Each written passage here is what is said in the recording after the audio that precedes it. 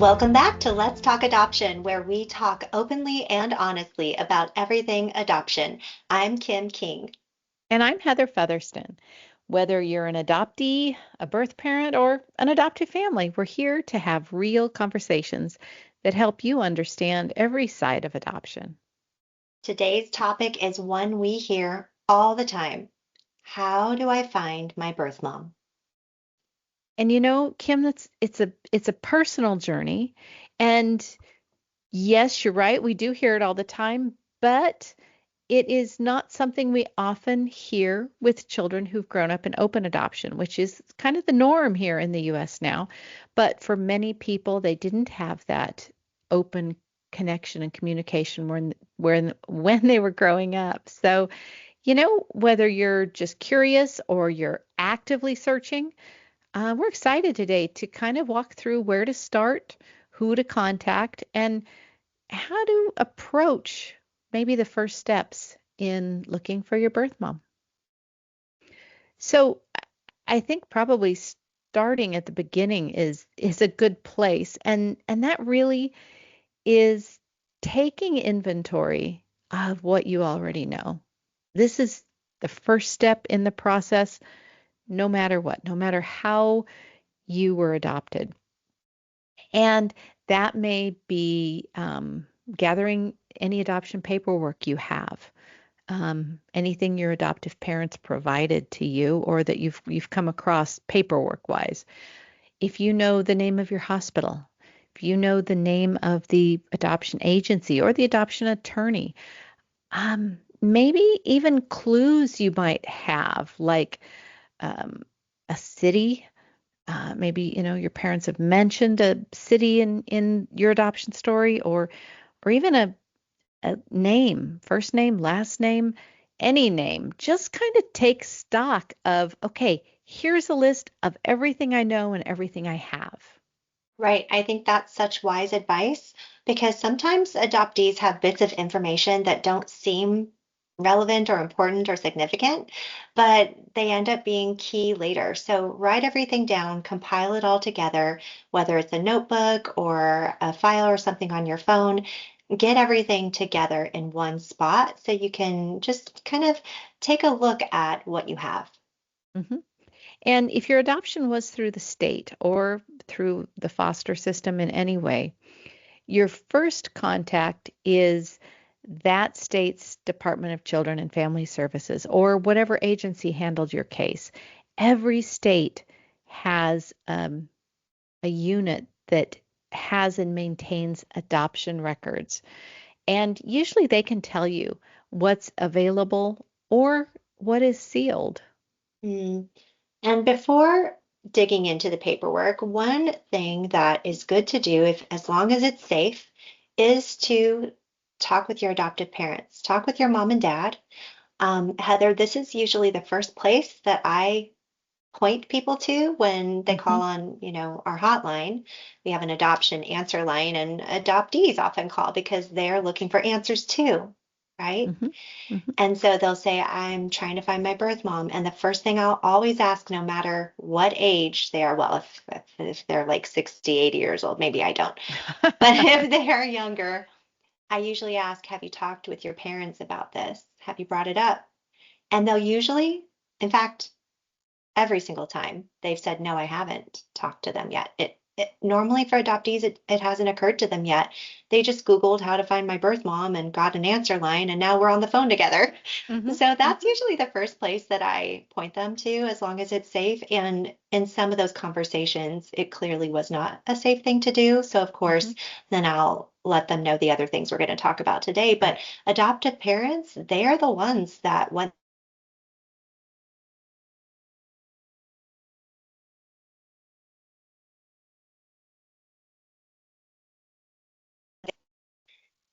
and even when adoptive parents, might not have ever talked to you about your adoption previously, it's good maybe to start there if you hmm can. hmm And many adoptees, they hesitate. And that typically, at least from what I've been told, is because they worry about hurting their parents' feelings. And I totally get that. But also it's good to know, especially if if you're in a family where adoption wasn't talked about a lot, where your story was maybe told once or twice and that was it. It is okay, especially now that you're an adult, to be curious, and to ask those things. Just because you want to know your story, it doesn't mean you love them less. And you may need to reassure them of that, but you know, it's also okay to let them know you're concerned about their feelings. And you Mm. might find out that they are your biggest advocates in your search. But having that conversation, getting to that point can, can be a little off-putting. And even though open adoption has become the norm more so in the last 40 years, it's not something that's trending. It's just the way it is now. The state of adoption is open. Hmm. Even though that is the case, there are still adoptees that may have been adopted through paths that maybe their parents felt it was kind of complicated to talk about. Maybe the agency was kind of lagging behind with open adoption and they still did closed adoptions even in the 80s and 90s. Hmm. Maybe the birth mom had her reasons that she chose closed adoption. So, nonetheless, you didn't have an open adoption where you got to know who the birth mom was throughout. And sometimes adoptive parents will have been waiting for an adoptee to bring it up. And they will say, back, before they adopt, they'll say, well, our plan is that, of course, one day when our child says he or she wants to know their birth mom or wants to find his or her birth mom, we will support that and we will do Hmm. everything we can. And of course, we would never do anything to keep them from finding their birth mom or meeting her. So sometimes adoptees have kind of had that as the plan if there wasn't open, or adoptive parents have had that as the plan if there wasn't open adoption. And some adoptive parents just really felt that that was what's best for any child. And maybe their adoption agency didn't tell them any differently. So that's how people could still end up with a closed adoption and a Hmm. desire to meet their birth mom. And really, I like what Heather said about of course, as a child or as, the adoptee, it's not your responsibility to validate your parents' feelings. But I think it goes a long way in comforting them because maybe some parents still wondered about the day, when will the day come when I wasn't enough for my child? And so if you can assure them, hey, I do want to find my birth mom just because that's a natural thing that adoptees do. But I don't want you ever to mistake that for feeling like you weren't enough for me. You were a great mom, or even though we had our ups and downs, what mom and dad and child don't, right? Life Hmm. Hmm. it's not cookie cutter. So it's really about connection and identity, not replacing them or that their love wasn't enough. And you can say something like, I'm ready to learn more about where I came from, but it doesn't change how much I love you. Right. And you might find that their feelings about it are different than you expect. I know I heard from one adoptive mom. We were talking about her son who was adopted in closed adoption, and I just asked, have has he, been interested in finding his birth mother? And her response was a little different. It wasn't that she wouldn't support him because she said she definitely would, but she didn't want her son to be hurt if he discovered something that that she thought might be hurtful. So, that's a topic for another day, definitely, is expectations in adoption reunions. But, just having this conversation with your adoptive parents really um, might help, kind of clear the slate so we all know how we all feel. And also getting details from them. I think that's really one of the biggest benefits of talking with your adoptive parents is you can ask them what they know. And it's the same thing we talked about. Write those little shreds of information down because you don't know what you may find out that might be valuable later. So, if you can talk to them, definitely they can be your first place of good, solid information. So, And when it comes to talking with your parents, you really want to find out what type of adoption you came through. Was it a mhm, private domestic adoption where an mhm, agency or an attorney in the US handled it? You can try reaching out to that agency or attorney first. They might have some basic information that can help lead to a path to finding your birth mom, and in many mhm, cases can act as a confidential intermediary to contact your mhm, birth mom if she's open to it, meaning they can understand that you want to meet her and they can reach out to her. And if you were adopted through the state or foster care, contact the state's adoption records office. And many states allow adoptees who are adults over 18 to access their 18 and over to access their original birth certificate or case file once they are 18. And some even have online request forms or reunion registries. So if you were adopted through the foster care, be sure to check that out. definitely. And so if you were born in another country, um, and yet were adopted by American parents, that's more of an intercountry or international adoption. And this one really can be a lot more complex. I would encourage you to start with the agency that handled your adoption or the central authority in the country you were adopted from. Some countries keep detailed records, others don't, and still others just simply don't have a lot of information depending on the situation surrounding how you came to be adopted. You can also contact the U.S. Department of State's Office of Children's Issues, the U.S. Department of State's Office of Children's Issues. They have a section on their website for international adoptees seeking birth family information. So just know that privacy laws do differ by country. So patience is key. And, if the paperwork doesn't lead you there, we do have one other thing that could lead you there, but we're not there yet. Right. So once you know which path fits your situation, that's really when it's time to dig into the records. Some states, as Kim mentioned, will let adoptees access their original birth certificates or their original adoption file once they reach a certain age. There are some that have laws in place that still require a court order. And if you know what state you were born in the US, every state has a vital records office. That's where they keep all the birth certificates, marriage certificates, everything. If your adoption was private, the agency you were adopted through may help file a release of information through the vital records office or match you through their confidential search process. So going through these actual government offices plus with your agency that you were adopted through if possible can really help you make more progress. hmm And And you might run into things that are a little different. For instance, you might find your state doesn't have a vital records office, but instead every county in the state does. mm, Or, it might be a little different where you were born. So again, a lot of this is information gathering at first just to figure out who to ask before you can really work in earnest.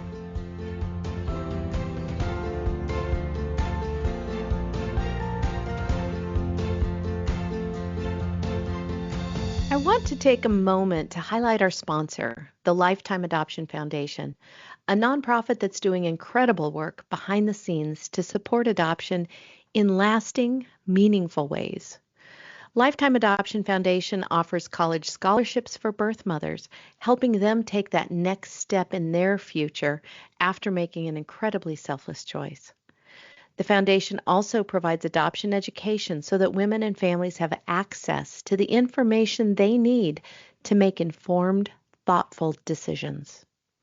And through generous donations, they're able to provide grants to help with the placement of children who may face longer waits for adoption, which may include children who are older, part of a sibling group, or have medical needs.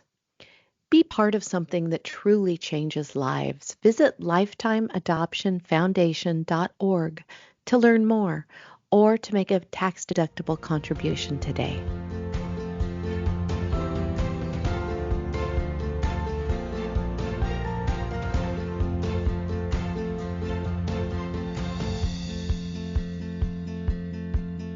And there's a wait what moment. And this is what I was kind of referring to a couple minutes ago. DNA can actually help you find your birth family, even if you have very little paperwork. That's right. And that's really been a game changer for a lot of adoptees in finding not just their birth mom, but also birth siblings and other relatives. There are services like Ancestry DNA, 23andMe, MyHeritage.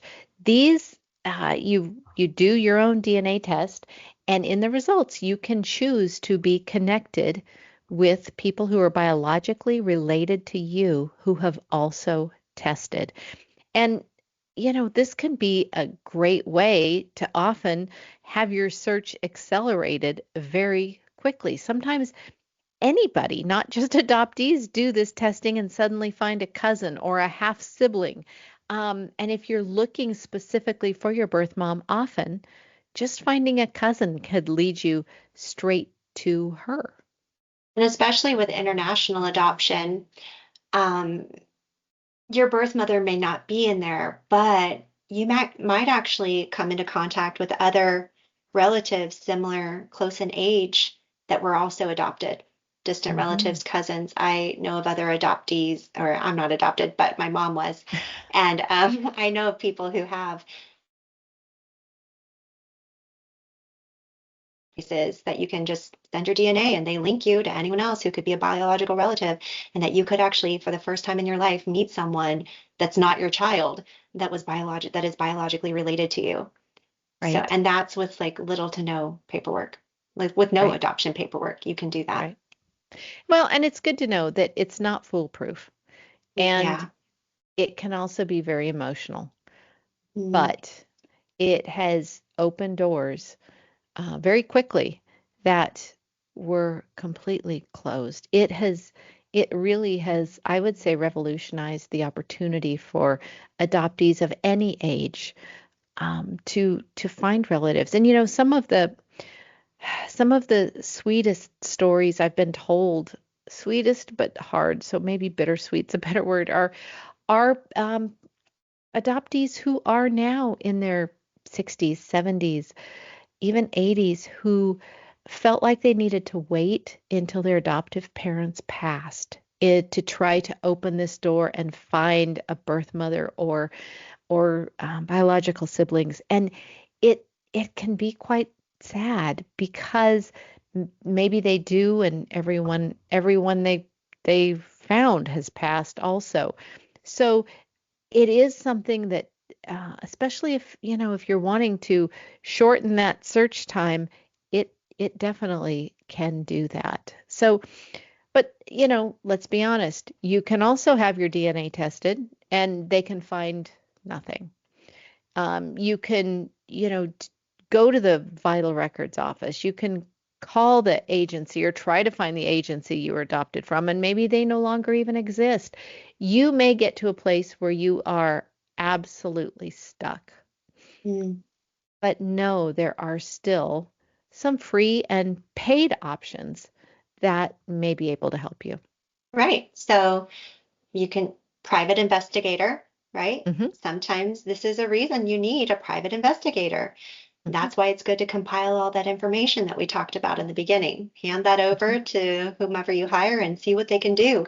And remember, this is literally what they do. This is their job. So even if it seems like you have hardly anything to go on, maybe give that a try. And there are also databases such as adoptiondatabase.org, ISRR, and even state reunion registries. Those are all free to use. You can post your information and see if there's a match from your birth family, like if one of your biological relatives, birth mom, birth father, birth sibling, birth grandma, anyone Hmm. was in Hmm. put their information in there, you might pop up as a match when you enter your information and maybe they've been waiting for you. Or Right. it could be that there's nothing there.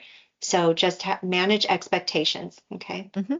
There are also volunteers, they call them search angels, who help, well, say they help adoptees locate family, but they really help anyone who is looking for help with genealogy or DNA test results or like I say, finding family, using public records and online databases. So that definitely can be an option too.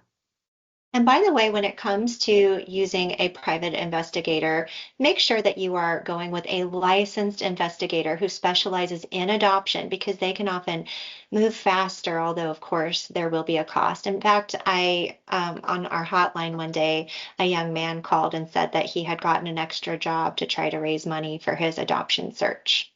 Hmm. Yeah, Yeah, and there's, mhm. I was going to say there are some TV shows that have been produced. Long Lost Family is one of them. I don't know if they still produce um, current episodes, but if you've never seen these, that's a good show to watch too, just because it gives you a little bit of insight of how some of these professional investigators have approached this, and just seeing that might help you with tips on your own search. Now, if you are still not an adult yet, just keep in mind that, you know, some states, in fact, in many states, you have to be 18 years old or 21 years old to request identifying information from sealed records. Hmm. And some states allow birth parents to file contact preferences. Some agencies allow this too, and that means at the time of adoption, they may have specified, yes, I want to be contacted, or no, I prefer not to be contacted. And those can sometimes be tough if you run into one of those doors that was closed by your birth mother. But, just be aware. Be aware that those are those are options when people are placing a child for adoption in some states. And whether you have a positive outcome or you actually end up right where you started, it can be emotional. And like I mentioned, manage your expectations. Searching Hmm. can be exciting, but it can also bring up emotions that can be, you know, something to work through. It can bring up sadness, disappointment, maybe even abandonment feelings. So it's important to try to have some support people around you or talk with a therapist if those are feelings that you want some support working through. Hmm. And like we mentioned earlier, we'll talk more about this in future episodes when we can dig a little deeper.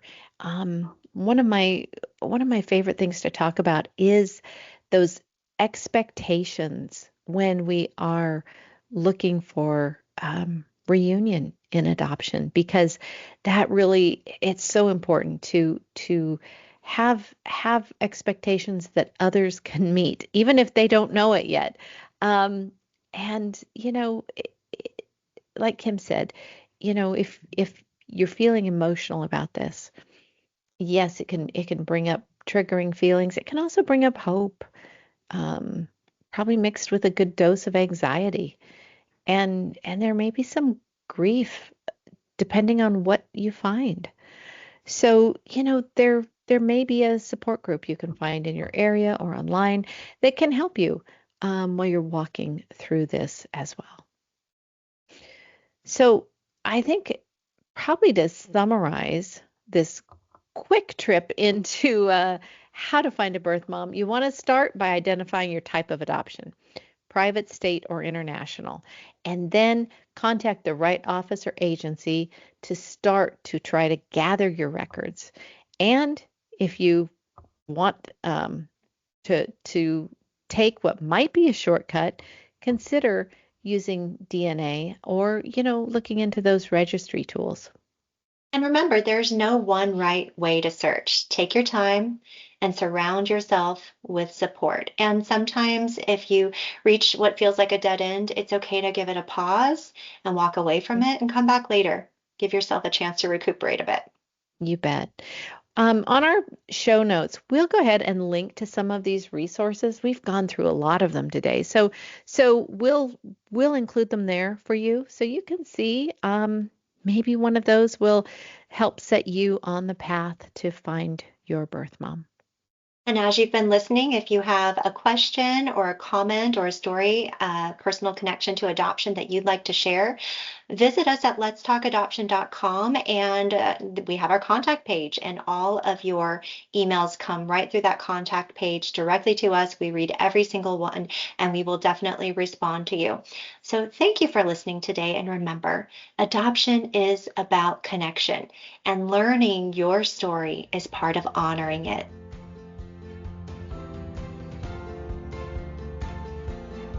Thanks for joining us on Let's Talk Adoption. If you'd like to learn more about today's episode, please visit letstalkadoption.com. Be sure to subscribe so you never miss a conversation. Until next time, take care and God bless.